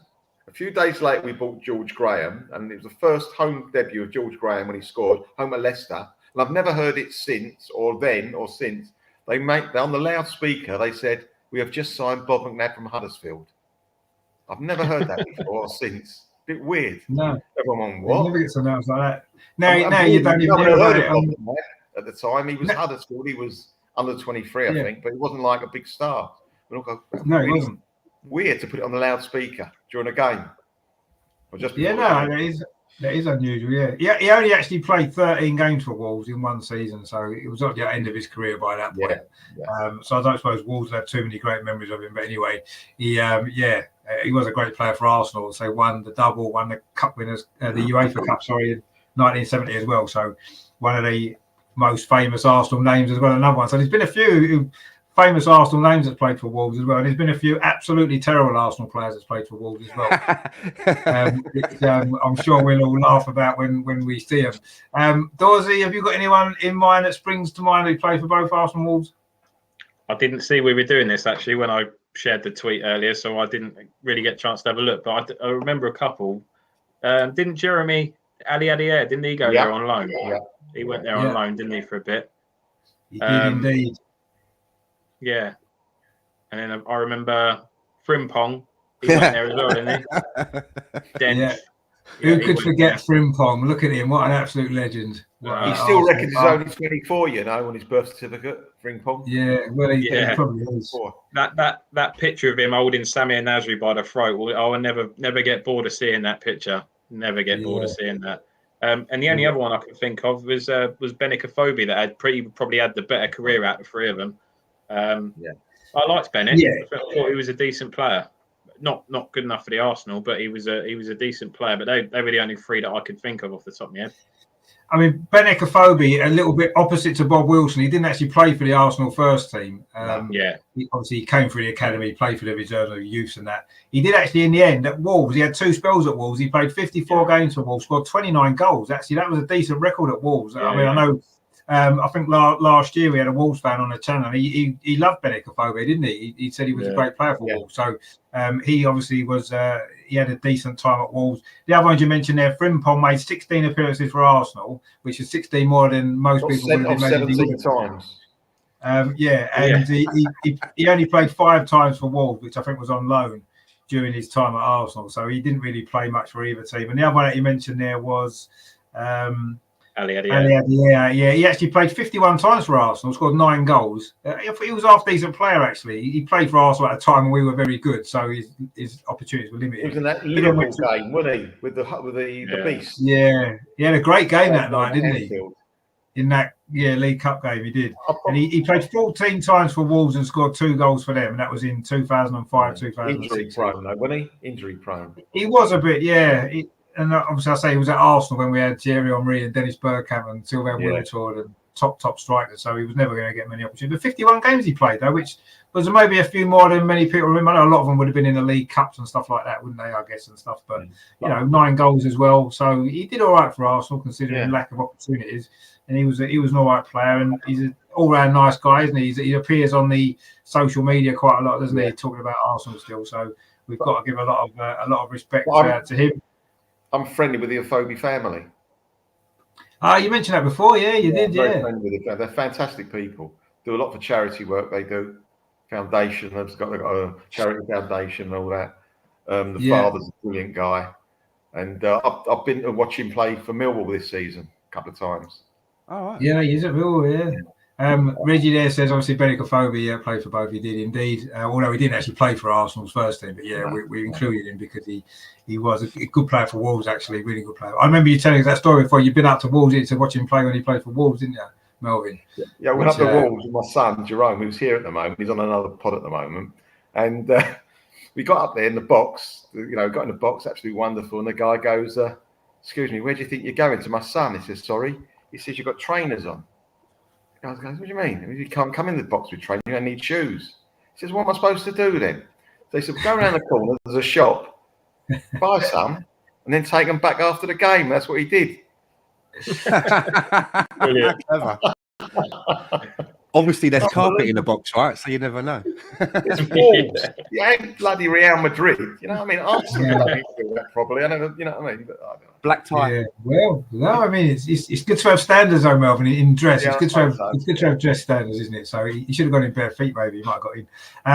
Stan, anybody you can think of springs to mind? Arsenal and Wolves. There must be a few. Well, there's only one more that I can think of that hasn't been mentioned, and he didn't. I don't think he really played in the first team for Arsenal, and that was Rohan Ricketts. That's right. Yeah. Here he is in his Wolves kit there. He did play for Tottenham as well, actually. Yes, that's right. He did, yeah. He played for Spurs, yeah. In fact, Rohan Ricketts played one game for Arsenal in the League Cup, and he actually played 56 times. At one time was enough. It was enough, probably, yeah. But he did play one game, and then he played 56 games for Wolves and scored 1 goal for them. He played for Tottenham as well, but we don't really want to talk about that because I'm sure he regrets that decision, as does everybody who tries Tottenham. Rohan Ricketts, exactly, yeah. So he's another one. There's still quite a few actually on my list. Anybody know anyone else? Yeah, Melvin, go on. I got one. Go on. Luzhny, the right back. Oleg Luzhny. Oleg Luzhny, yeah. Oleg Luzhny, there he is. Absolute and also, legend. we had a couple of goalkeepers. We had Graham Stack. I remember Graham Stack. Did he play for Wolves? Yeah. I haven't got him. I missed him. This I don't remember, but I looked at it somewhere. Martinez. Did he go on loan to Wolves? He did. Martinez is on the list. There he is in his Wolves kit as well there, Martinez. He did. He played 15 games for Wolves in 2015, 2016 on loan.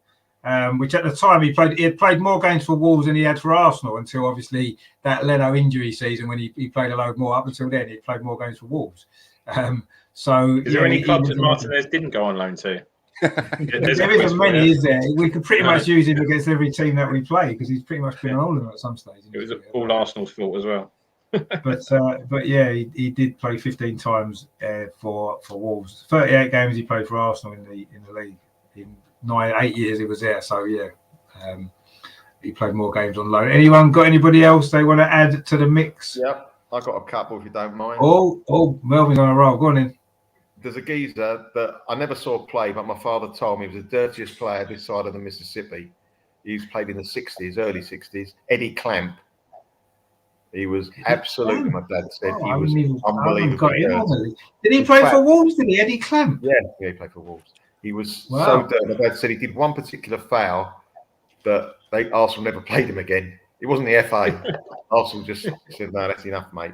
Vince Bartram. Didn't have a lot of goalkeepers play for both clubs. Oh, Vince Bartram. I remember Vince Bartram. Yeah, Vince Bartram. Yeah, we've mentioned before some terrible goalkeepers that we've had. He's got a rate alongside some of the worst, doesn't he? Vince Bartram. Let's be honest, he was pretty awful, wasn't he, for Arsenal?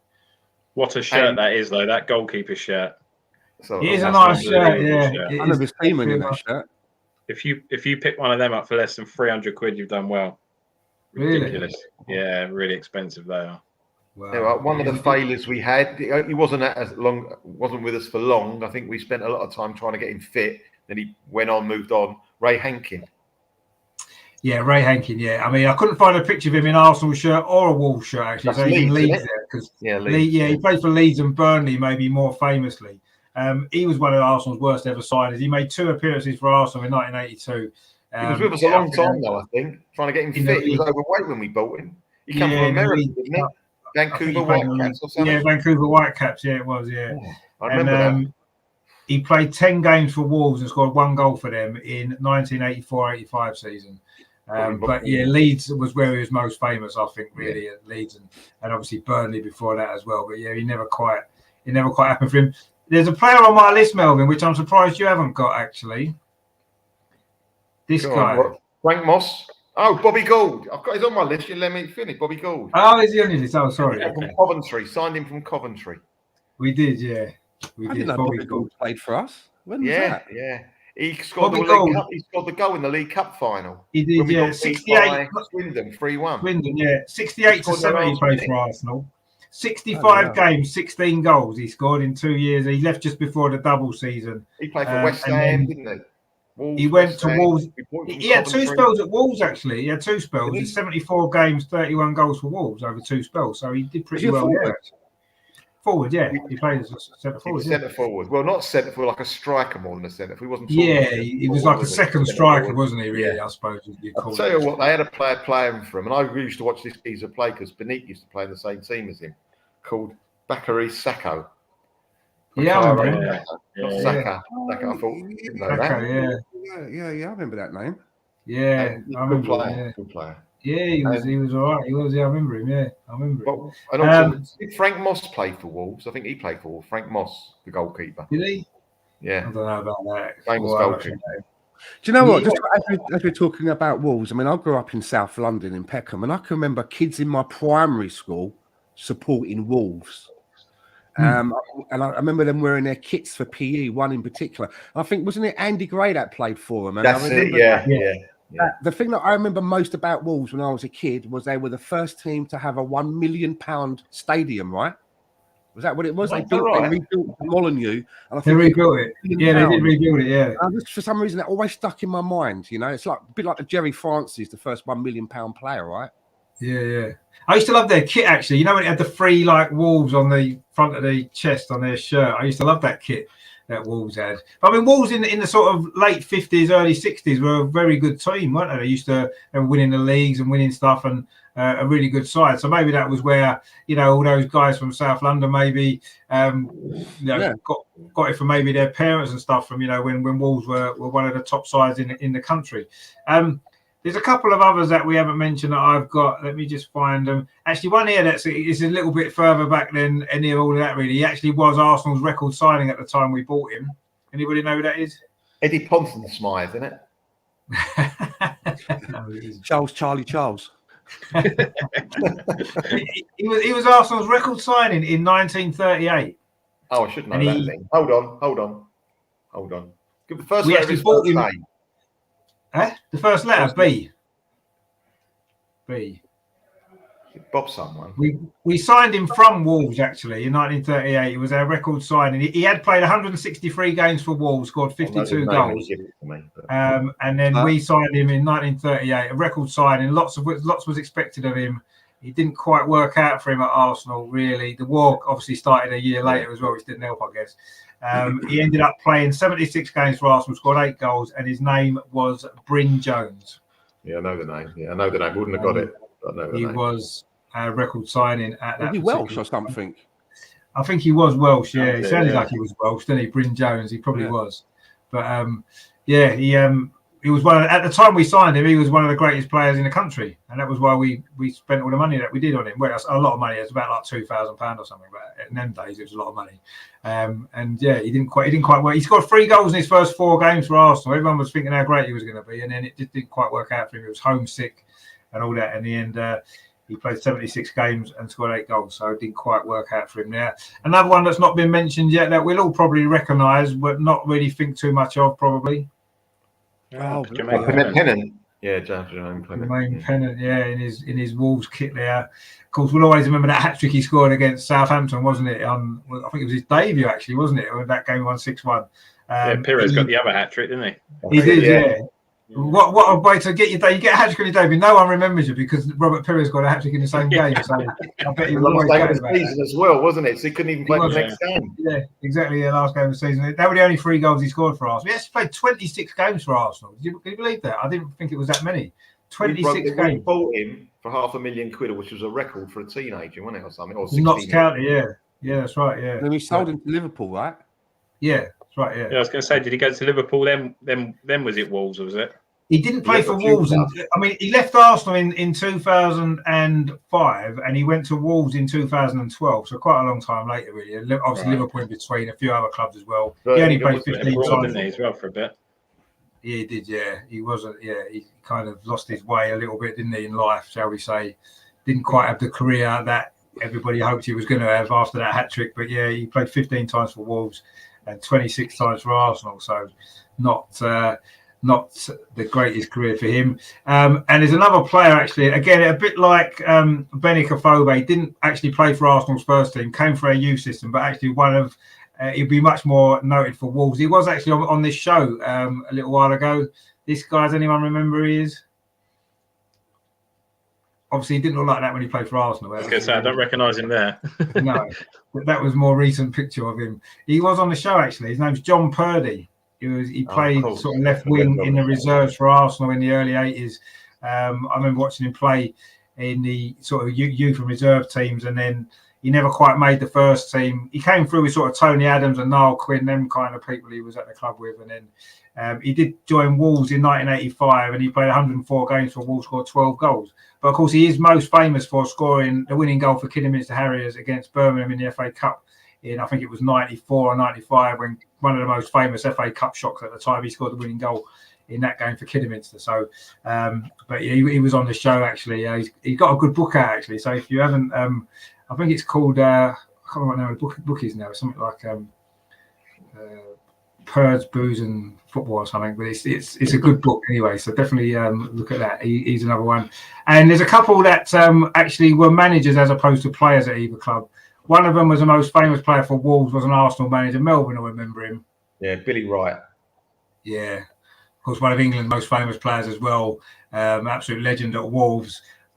He played 541 games for Wolves in his career. And I think he got over 100 England caps as well. but probably one of 100 England claps, Richard. He was the first one, yeah. And I think he played the most games as captain until David Beckham beat him, I think, as well. But yeah, 541 games for Wolves. Brilliant career he had there. But he wasn't so successful at Arsenal manager, was he, Melvin? He wasn't successful for the first team. But if you speak to any of the Arsenal players from that era, they all thank him for making Arsenal what they are today. He started the youth team. He got I think from the double team, where he left in 66 or 65 he left. He brought the players through that won the double. There must have been 8 or 9 players from the squad that he brought through because he started it all up. He put a lot of effort into that. And I've spoken to a couple of them and they go, he doesn't take any, people don't realise what he did. Without him, we wouldn't have been where we got to. So a bit similar. I always kind of looked on it a little bit similar to Don Howe, because Don Howe brought all those young players in that George Graham had great success with, the Tony Adams, all them lot. They came through with Don Howe, didn't they? And then obviously Don Howe left and George Graham got all the glory for it. Rightly so, I suppose. But, it's similar kind of situations to that. And there is one more who played for it the other way around. He played for Arsenal and was manager of Wolves. He played for Arsenal in 1913 when we first moved to Highbury. He was manager of Wolves in the 1920s. If anybody gets him there, they've done well. Jesus, I mean, bloody hell. Look how blurry it's a bit blurry, yeah, but it's a long time ago. So that's one of them cameras, isn't it? It might be scaring me, Richard. I'm a bit. That was taken on one of those cameras where I bet you had to put your head under the blanket. Yeah, you probably did. Yeah. That's exactly where it was taken from. But anyway, he's actually a very famous Arsenal player. Actually, might not the name might not necessarily mean a lot, but he actually scored the first ever goal at Highbury. And he went on to be manager of Wolves, and his name is George Joby. And there you go. He played for West Ham as well, I think, and Newcastle and a few other teams. But yeah, he scored the first ever goal at Highbury in 1913, and he did become manager of Wolves. So in the 1920s. So there you go. That was quite fun, wasn't it? What about Jay Bothroyd or something? Actually, that's not. He's on my. Did I not show his picture? Because I've got him as well. Actually, Jay Bothroyd. There he is. He got a bit of trouble, didn't he? Didn't he throw a shirt at one of the managers or something? I think so. He's another one who didn't play for Arsenal's first team. No, he never. That's a pre-season tour, I think. In that shirt he's wearing now, and he actually played 60 games for Wolves, scored 13 goals. So he did all right for Wolves.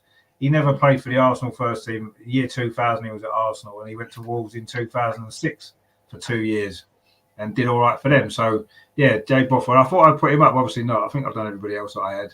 There's a couple that Melvin said I hadn't even got on my list, so that was good. But there's been quite a few over the years. Seems to be quite a lot of Arsenal players that never quite made the grade at Arsenal that went to Wolves.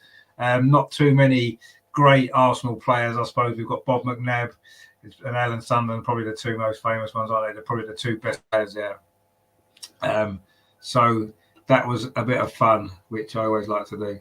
Right, okay, what we'll do then before we finish, we need to have a look ahead to Thursday night. We've got a big game, another big game, a little bit of a grudge match, maybe, perhaps.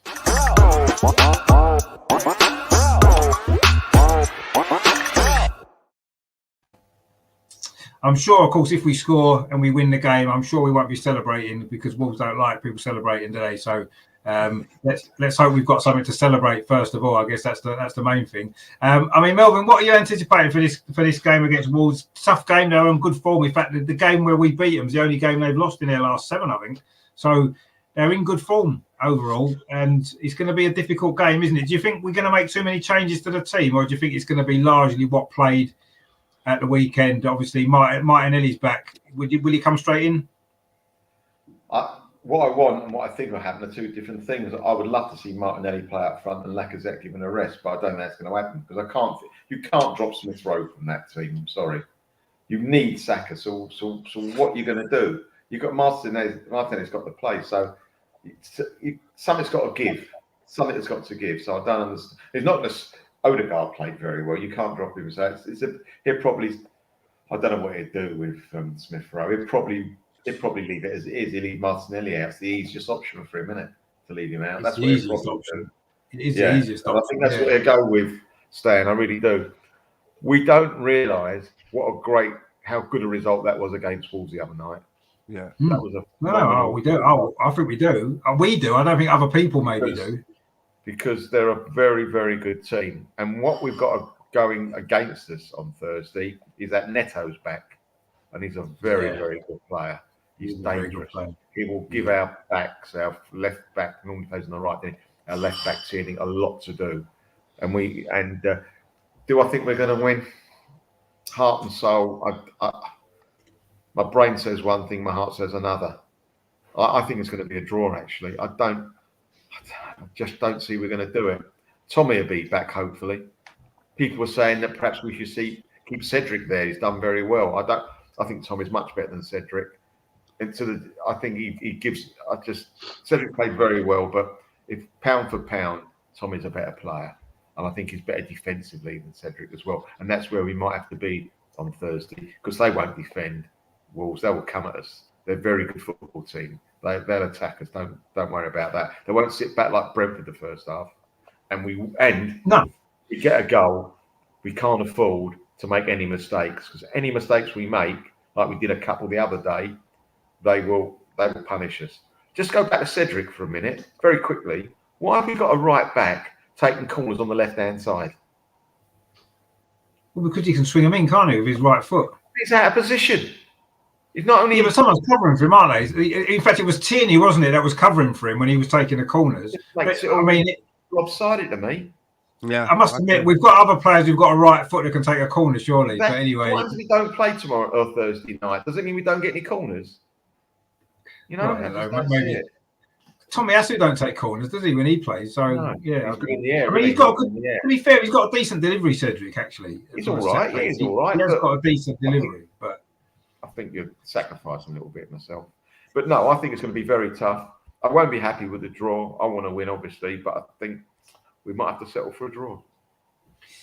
I mean, Wolves, actually, we haven't beaten Wolves at the Emirates since they came back to the Premier League. In fact, even the season they got relegated before that, we only drew with them. So we haven't actually beaten them at home in the league for quite a long time.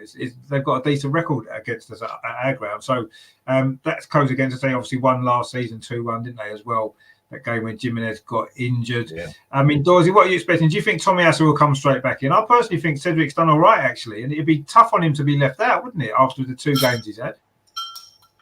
I think, listen, we haven't got a big enough squad to make too many changes. But the only 2 really that you'll look at be Tommy and Gabby. They'll be the only 2 if there are any changes at all. I'm actually with Melvin on this one. I do appreciate what Cedric's done in the last couple of games, but I do think if Tommy's fit, I think we should play him. And I would also like Martinelli to see him down the middle. I would like to see Lacazette sacrificed and give it a go, but in terms of the game and the result, it's going to be very, very tight. They don't score a lot of goals. We don't score a lot of goals. I think there's probably going to be a goal swing in it either way. You're probably looking at a 1-0 maybe to Arsenal again. Possibly a 1-1. I think it's going to be a very, very tight game. There's not going to be a lot in it at all. It's one of those games that we're going to have to be clinical. I think we're going to have to take a chances because you're not going to get too many. No, they're very good defensively, aren't they, Wolves? They don't concede a lot of goals at all. They've got one of the best defensive records in the league. And certainly away from home as well. They set up themselves well. They played really well away at Spurs a week or so ago. And that tends to be how they set up away from home. So I think it's going to be a really tough game. I mean, Stan, what are you kind of anticipating from Wolves other than it will be a difficult game? Are you expecting Tommy Asu to come back in? Tom in the chat there says Tommy will be back 100%. I don't know about 100%. I think Cedric doesn't deserve just to be discarded. I think he's played well. I mean, what are you thinking about that position, first of all? Well, on that position, getting into Europe at the end of this season is absolutely vital. You know, the minimum requirement has to be the Europa League, but we've actually got Champions League within our grasp. So unfortunately, I have to be a little bit hard-nosed about it and say that there's no room for sentiment. We have to play our best players if they're available. And unfortunately, in that right-back position, Tommy Asu, for me, streets ahead of Cedric. Cedric's had some good games for us. I mean, his first game for us, he scored in his debut, right? But he doesn't show a lot of consistency. He has some real stinkers. And I just don't think that because there's so much at risk with finishing in Europe There's no room for risking that. And that's the other reason why I don't think you'll see Martinelli playing through the middle, because I think long as I think in Mikel Arteta's mind, as long as Lacazette is fit and can play, he'll start him, just for the fact that he looks at him now as the elder statesman on the pitch with so many kids. And he's captain as well. You don't leave your captain out, do you? Exactly. So I think that what we'll see for the lineup wise is going to be pretty much, our best 11, which everybody knows what that is, and that includes Tomiyasu and Lacazette, and that's how I think we're going to line up. But I'm really looking forward to this game, because with the last fixture, we actually went to Wolves and we out-Wolved Wolves. There's been so many times when Wolves have been one of those teams where they come to our place, they don't let us play our game, they get in our faces, it's stop and start, we get all sulky because we can't play how we want to play, we don't have any plan B. But we seems that against Wolves now, we seem to maybe have found that way of playing, that gritty way of playing. We went there, we got into their faces, we didn't allow them to get any rhythm, and we walked away with the points. I would like to see us do that again. At home, though, do you not think that there's a little bit more emphasis on us taking the game to them, as opposed to when you're away from home, you can sit a little bit deeper. You can do all those spoiling tactics, as you mentioned, that Wolves do very well. But I think when we're at home, we don't play like that, do we? I know. When I'm saying exactly the same, not so much in the style of play, but coming away the victors and coming away with all of the points. Because before the game that we played, the last fixture, I looked at the fixtures with Wolves, and I think the 5 fixtures before that, we'd only won one of them. All the rest had been draws and 2 wins in their favour. Yeah, so it's easy for a lot of people when you speak to them, you see Wolves coming up and think, we'll get the points there because it's Wolves. But history doesn't say that. No, the history doesn't dictate it to be that way. So the Wolves game for me is a little bit similar to the Brentford game. I've had a pin in both of those fixtures. After the first game of the season, the way that people go, well, they just came up, they got a new stadium, they're making all of these excuses for why we lost and why we didn't get the 3 points.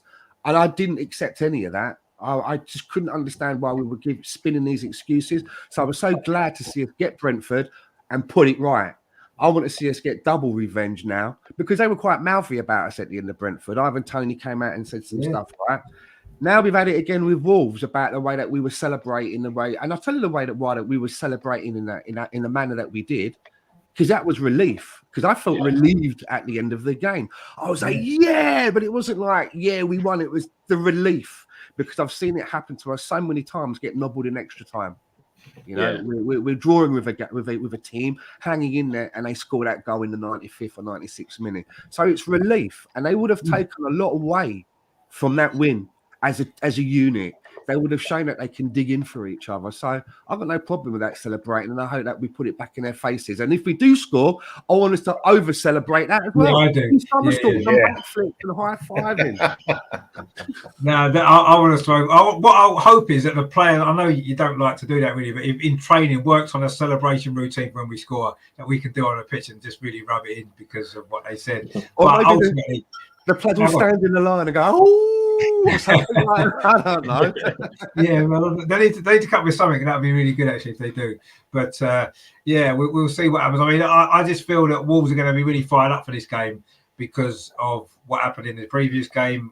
That I think they were disappointed that they didn't get something out of that game, and they didn't like, as you said, the way that we celebrated. So I think they're going to be bang up for this game on Thursday, and that we know they're a decent team, and we know they can beat anybody on their day. They're good enough to do that. So we are going to have to be at our best, aren't we? If we're going to win this game, we can't. We're going to have to play a lot better than we did against Brentford at times in that game. We're going to have to play a lot better than we have in a lot of the previous games as well. We're going to have to be at our best to win this game, and if we do win it, 3 wins in a row, 2 against Wolves as well, who are one of the teams that we're battling against, that will be a fantastic result. It'll put us in such a good position, wouldn't it?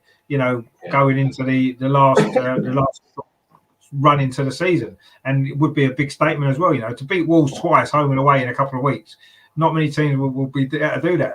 No one has done it. So that would be a massive statement. But I'm with Melvin. I actually think this is going to be a really, really tricky game. And I got a feeling it might end up in a draw as well, actually. I'm not sure that we're going to have enough about us scoring goals to be able to break them down enough times, and I think they're going to have a threat on the counter attack. Neto, as we said, back. Jimenez is going to be desperate to score in this game after what happened to him at the Emirates last season, and I just feel as though it may well end up a draw. I hope we can win, but I don't know. I think it is going to be one of our toughest games of the season actually that we've got left. Probably be up there with some of these big away games that we've got. Away at Southampton, away at Chelsea, or something like this. Will be every bit as difficult, I think, and if we can win it, it'll be a fantastic result.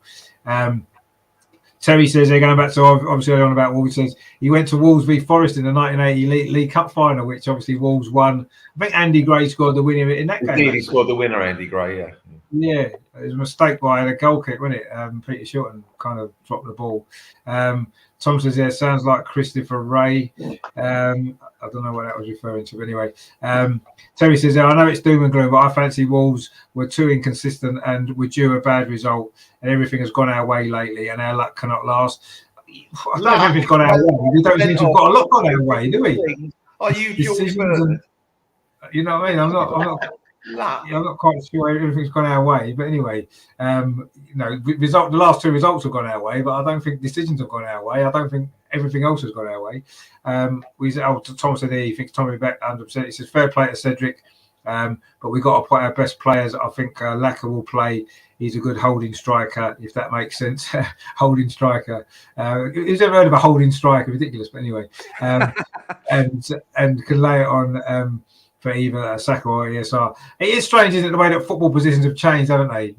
All these false nines and number 10s, and it used to be just left winger, a right winger, two central midfielders, two centre forwards. You know what I mean? That was what it was. And now you've got all these fancy little positions that don't really mean anything, just a load of waffle. But it's the way football is now, unfortunately. And Tom says, yeah, he agrees Stan Laka will play. Well, I think he'll play. He's the captain, although James says there Arteta has no problem dropping a captain. Well, he had no trouble dropping a particular captain. Where he'll drop this captain.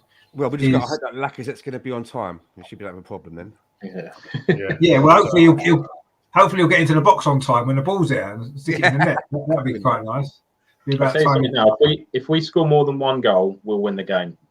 Yeah, I think we probably will, because Wolves don't score either, don't they? Wolves like us, they have trouble scoring goals, and we have trouble scoring goals. Neither team concedes too many, so it's kind of got a 0-0 written all over it. Maybe if we can score 2 goals, I think that'll be enough to get us 3 points. I think. Yeah, I think you're definitely right. In fact, even 1 goal may be enough, like it was before, because it is 2 teams that aren't noted for scoring a lot of goals, I suppose. Tom says, I don't know why we can't celebrate. It was a big game of having 10 men for 30 minutes. I'm sure they would have. I'm sure they would have the situation was reversed. Well, we'll see what happens tomorrow, won't we? Be interesting to see what they do if they score tomorrow, won't it? How much they do celebrate, actually, which would be quite. Maybe they've got a little celebration planned. Who knows? And Terry said, I meant with other teams around. Oh, I see what you mean. Yeah, things going our way, other results going our way. You mean? Yeah, no, I get that. That's probably pretty true. Yeah, a lot of results have gone our way. Although Man United seem to be winning a few games now, which is Spurs winning in the 95th minute and the 97th minute.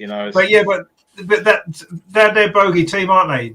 Spurs and Man City bogey team, aren't they? Spurs, they always seem to beat Man City for some reason. We can never beat Man City, and they seem to beat them all the time. But it's just one of them things, one of them strange little kind of things that you get sometimes. But yeah, I mean, I'm not really that worried about Spurs. Really, I think personally, I think the 4th place is going to be between us and Man U.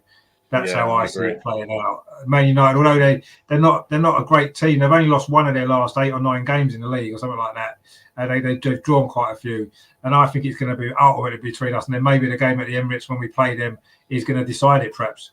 But I think that's probably how it's going to play out. I think it's going to be between us and them, and hopefully we can come out on top there. But it's going to be tough. It's going to be difficult. But let's hope that obviously Thursday is a big game for us, as we said, and if we can get 3 points there, then that's certainly going to put us in a decent position. Let's hope that we do. So yeah, big game. Go on, a quick score prediction then, Melvin. I know you said a draw. What are you thinking? 1-0.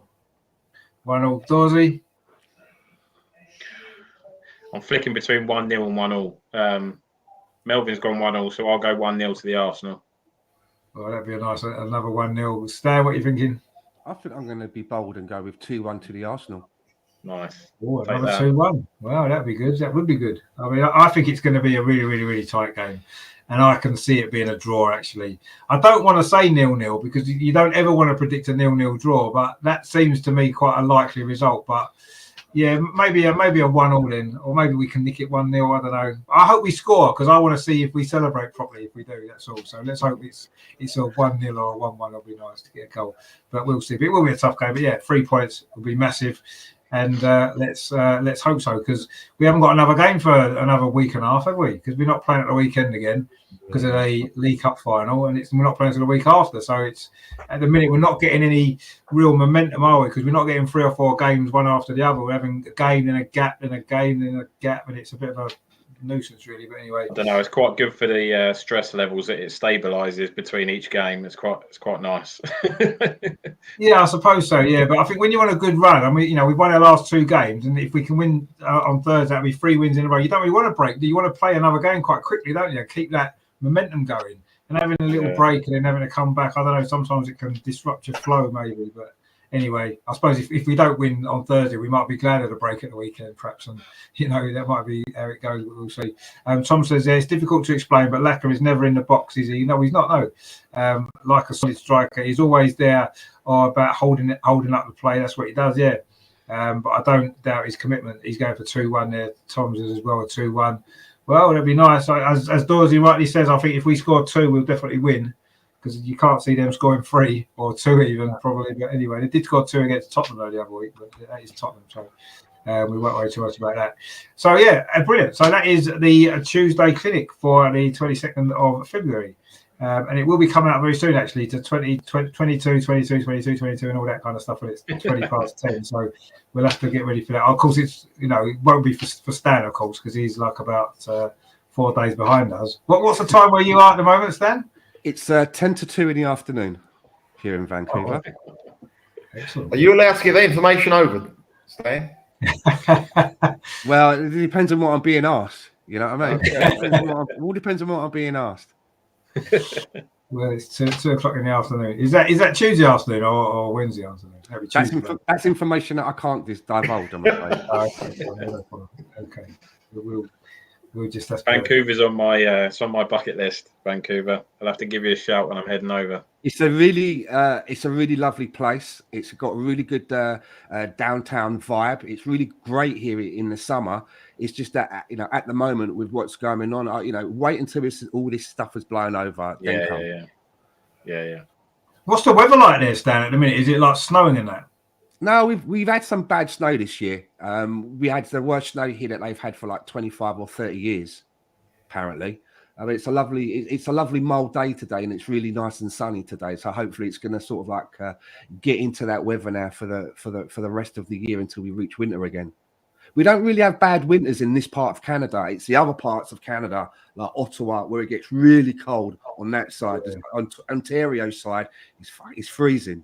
Over here, we've kind of got like the Hawaii side, the Pacific. Okay. Reggie says there it's March in Vancouver. It probably is. It will definitely be March soon everywhere. But anyway, Terry says, great show, chaps. Have a good evening. See you all soon. Yeah, see you soon, Terry. I'm also doing a watch along Thursday, the Wolves game. So if you're around for that, please join me. I'll be going live about 7:30. It's 7:45 kickoff, isn't it? So we'll get a bit of team news and all that kind of stuff. So that'll be Thursday. Friday will be the women's show, 7:30. Looking ahead to the FA Cup weekend on Sunday, Arsenal against Liverpool in the Women's FA Cup. That's going to be good as well. Obviously, there's a game against Reading next midweek as well, so we'll talk about that. That's coming up on Friday, and then on Sunday we're doing a watch along with the women as well. So loads coming up on the channel, but that's all for later on. Melvin, thank you very much for coming on. You enjoyed the show? Yeah, really enjoyed it. I'm glad we had a good sub tonight. He played well. He might give him another run out one day, eh? What do you think? Well, he's playing the Cedric role, isn't he? Filling in a position that we were short. I didn't come here to be insulted. The Cedric role. Cedric's been doing well, so that's all right. If you're going to step in, you got to step in and do a good job, haven't you? Like Cedric's done. So that's what I prefer to be the El Nene, the good closer. Might only be 75%, but you're getting all of it. No, that's fair enough. Well, maybe I'm in. Yeah, without the hair, obviously, but anyway, we won't go into that. And Dorsey as well. Thanks for coming on. You enjoyed the show? Yeah, no, it's been good. Yeah, a lot of other stuff going on outside of football, so it's nice to let my hair down, which I can do now. It's getting quite long now, so I can let it down a bit now. But it is getting very long. Yeah, it wasn't that long when I first met you. It was about your length. Yeah, it probably was. Is that a plan? Is it, or is it just because you just can't be asked to get it cut? Laziness, mate. Pure laziness through lockdown, and now I'm just seeing what happens with it. Well, you'll end up on the floor. Great if you're not show. careful. Yeah, looking forward to Thursday. I'm anticipating a tough game, but looking forward to the games at the moment because they're few and far between. And also, they're all important, aren't they? Because we need as many points as we can. Yeah, they're all cup something finals, to play for. Yeah, it's nice that all the games are important because if you've got nothing to play for, it's just boring, isn't it? And you can't be bothered with the games. And at least they're all exciting and we can get really into them. And Stan as well, thanks for coming on. Obviously, first time on the channel all the way from sunny Vancouver in the middle of winter, which was nice. Enjoyed yourself? Very much so. I mean, you and I have crossed paths on a few occasions on some other channels, and we seem to drift past each other on social media. It's always good to catch up with Melvin. You know, Melvin was on one of the first podcasts that I ever did back in the day, and I think that's where me and Melvin sort of met each other. And excellent to meet the incredible Dorsey with his fantastic collection hanging up there. Cheers, mate. So yeah, good day. Thanks for having me on. Enjoyed it. That is always. But where can people find you, Steve? You're sort of. I say you do pop up on a few channels, don't you? Yeah, I kind of. I'm whoring myself out again. I was on the same old Arsenal USA regularly for some time, but I'm kind of gone back into whoring myself out. So tomorrow I'll be on with Fergus and Hilsey on Guns and Ribbons. On Thursday, you may catch me on a Burkamp Wonderland, probably doing a post show with Danny, and then at the regular time later on that day, I'll be on the Arsenal Fan Circle, which I'm on every Thursday with Ray and the lads. Nice, fantastic, very busy man, a very busy man. So we're privileged that you managed to find the time to entertain us tonight as well. So that's much appreciated. Thank you for having me on, as always. And Gary there, of course. Your good friend Gary there says, good show, Rich, Melvin, Stan and Dorsey. And I'm sure you'll speak to Gary soon as well. He says, have a good night chat room. Yeah, and yourself, mate. We look forward to seeing you very soon. So I'll be back on Thursday for the watch along, the Wolves game 7:30. So please join me for that if you can. And don't forget to subscribe to the channel if you fancy some more sort of this kind of stuff. We'll be back obviously next Tuesday with the Tuesday clinic, looking back on the Wolves game and looking ahead to Watford, isn't it, on the following weekend, isn't it? It's Watford on Sunday, isn't it? So a couple of games I look forward to there as well. That's going to be good. So join us again next Tuesday for that. And there's a few women's stuff over the weekend as well. If that's your thing, please join me for that. Seems to be quite popular, the women's stuff, which is good. I enjoy doing that as well. So I will see you on Thursday. Thanks to Melvin, to Dorsey, as always, and of course Stan for the first time. I'm sure you'll be back on the channel again very soon. It'd be great to have you back on again. Love it. Would love to. Very soon. Yeah, we'll definitely get that arranged. And obviously, all the best to Adam as well. I think his wife's not well at the minute. That's why he couldn't make it tonight. So all the best to her as well. I'm sure Adam will be back very soon. We look forward to that. I say we'll see you next Tuesday. I'll be back on Thursday for the watch along. Good luck to Arsenal. Of course, big game on Thursday. Let's do it. Let's win. Come on, you Gunners. Another 3 points. What we know. See you soon, guys. Take it easy. See you, boys.